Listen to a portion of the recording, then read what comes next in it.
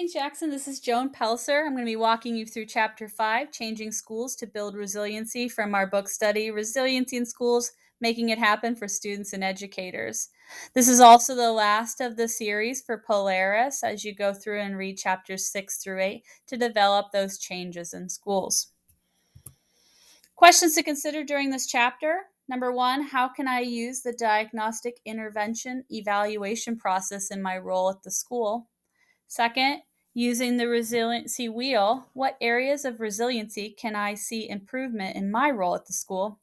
And lastly, what needs to change in order to grow in my resiliency? So, again, reflecting on your own resiliency practices as well as how you can influence the development of resiliency in students.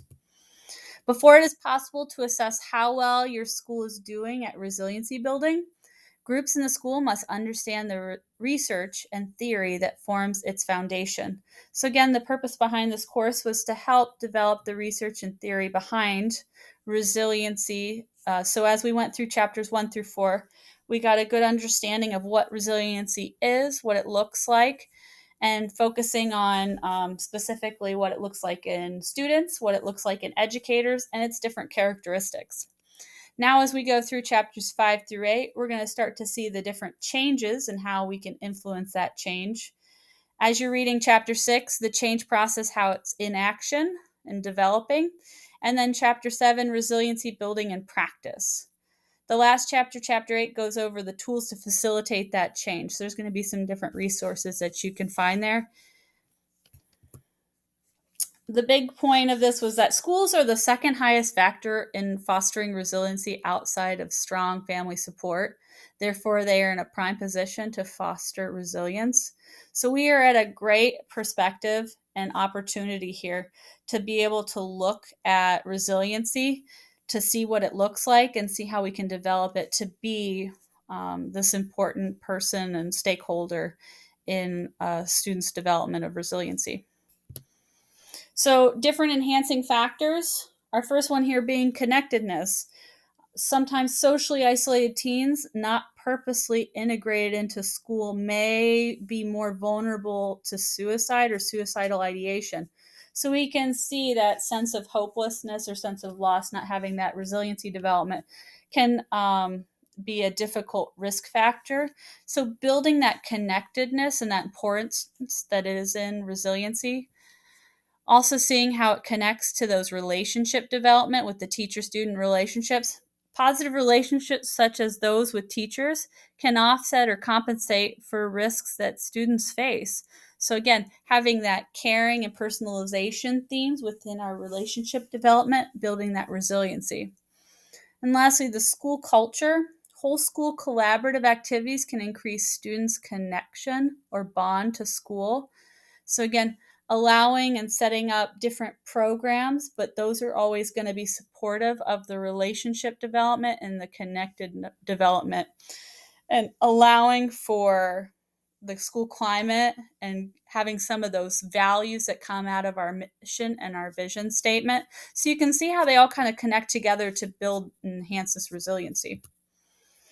Engaging the school community in change. So, identifying and developing protective possibilities in school context requires that a resilience perspective becomes a central feature in school change efforts for the school personnel.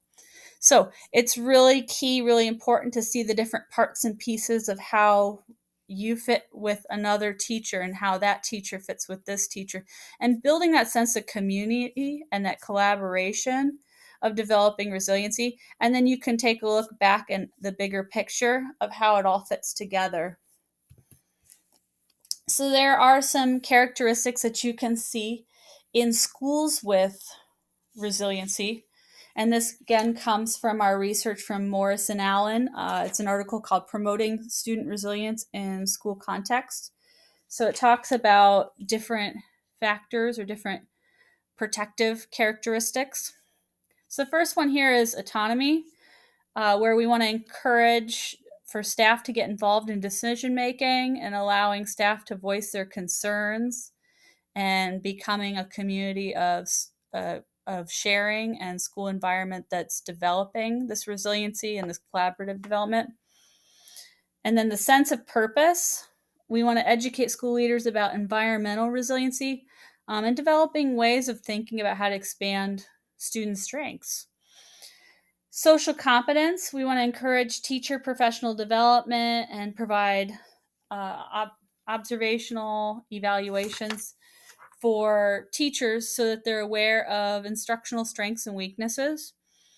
We also want to have new teachers connect with veteran teachers in this. This, again, is building a sense of bonding with one another. In problem solving, creating collaborative environments between teachers and administrators and teachers with students, allowing opportunities to share talents and strengths across the school, from students stepping up to teachers stepping up and administrators stepping up, and developing understanding of specific areas of concern and how we can use ideas and expertise to develop and strengthen. And then also to create activities that everyone in the school works together on, that we have a goal of promoting collaboration versus competition. In achieving motivation, we want to ensure that students are getting rewarded for their recognition, praise, and celebrating them. Same with teachers, being celebrating and celebrating with one another, and building this sense of community. So with all that, the full range of characteristics that you saw here are protective possibilities also against the various risk factors in school. Are there opportunities to reduce risk and enhance resilience? So using the diagnostic intervention evaluation process in teaching, typically you go through and you do your assessments, your agreement, and your course of action, and then you have intervention, evaluation, ongoing approaches. Now, again, it broke this down and it said it's the kind of same way when it comes to resilience. You want to understand the status quo or those different parts and kind of assess what's going on and understand what you're looking for. And then you want to create change. You want to intervene and improve and develop. The same structure can be used to assess students, educators, school-wide resiliency building. So, what opportunities are there to develop resiliency on this wheel for you? You as an educator, you as a person, and how as a school building, how as a school district, we can look at mitigating and building resiliency. So as you go throughout the next couple chapters, you can see different practices and different tools to facilitate with this. Remember that large changes occur in tiny increments. I love the imagery that they use here with the rocket ship, where you just adverse its trajectory mildly, and then you can set course in a complete other direction. So again, mild changes can make big differences. Recapturing the questions to consider that we looked at through the assignment on pages 114 to 116, you're going to see the resiliency wheel broken down into various statements, and you're going to choose from 1 to 4 how to evaluate it. Now you can tally these up, and it'll give you an idea of where you find more strength and more area of improvement on the resiliency wheel. So it's a great self-reflective practice for building your own resiliency, how we can look at it building in our school district, and how we can support. This is the last of the chapter 5.